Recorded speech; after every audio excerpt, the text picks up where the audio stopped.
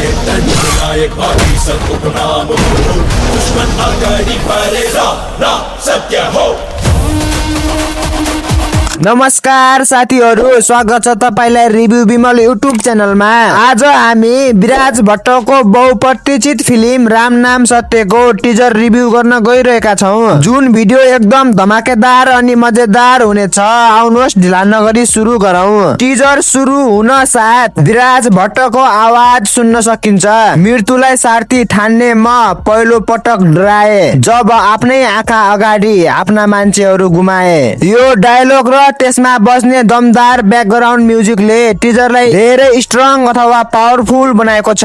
लगभग 2 मिनेटको यो टिजर भित्र फिल्मका मुख्य कलाकारहरू विराज भट्ट, सुशील श्रेष्ठ, प्रशान्त ताम्राकार, सुपुष्पा भट्ट, दिव्या रायमाझी र आयुष सिंह ठकुरीलाई छोटो छोटो दृश्यमा देख्न पाइएको छ। तर सबैभन्दा बढी फोकस भने विराज भट्टमै देखिन्छ र यो पहिलो पटक होला विराज भट्टलाई एकदमै खुंकार र डरलाग्दो एक्सन अवतारमा देखाइएको। साँच्चै भन्नु पर्दा यस्तो डार्क अनि इन्टेन्स लुकमा हामीले विराज भट्टलाई पहिलेका मुभीमा कमै देखेका थियौं र टिजरको अर्को बलियो पक्ष भनेको यसको ब्याकग्राउन्ड म्युजिक नै हो।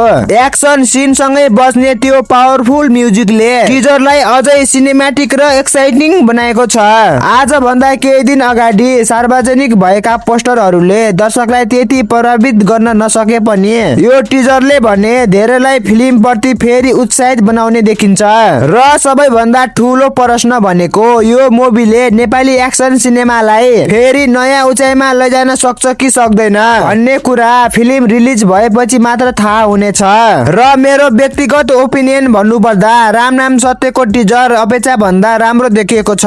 विशेष गरी विराज भट्टको खुंखार लुक, दमदार इन्ट्री र ब्याकग्राउन्ड म्युजिकले टिजरलाई अझै पावरफुल बनाएको छ।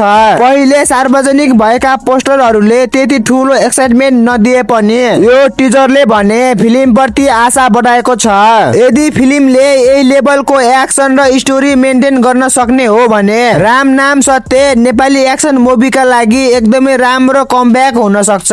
किनकि यस मुभीमा प्लस पोइन्ट भनेको हाम्रो स्वर्गीय कलाकार सुनिल थापाको अन्तिम मुभी पनि हुनेवाला छ, जसलाई हेर्न दर्शकहरू पनि एक्साइटेड हुन सक्छन्। यदि तपाई मुभी लभर हो भने अन्तिम पटक सुनिल थापाको मुभी हलमा गएर हेरिदिनु होला, किनकि अब यस्तो मौका दोहोऱ्याएर आउने छैन।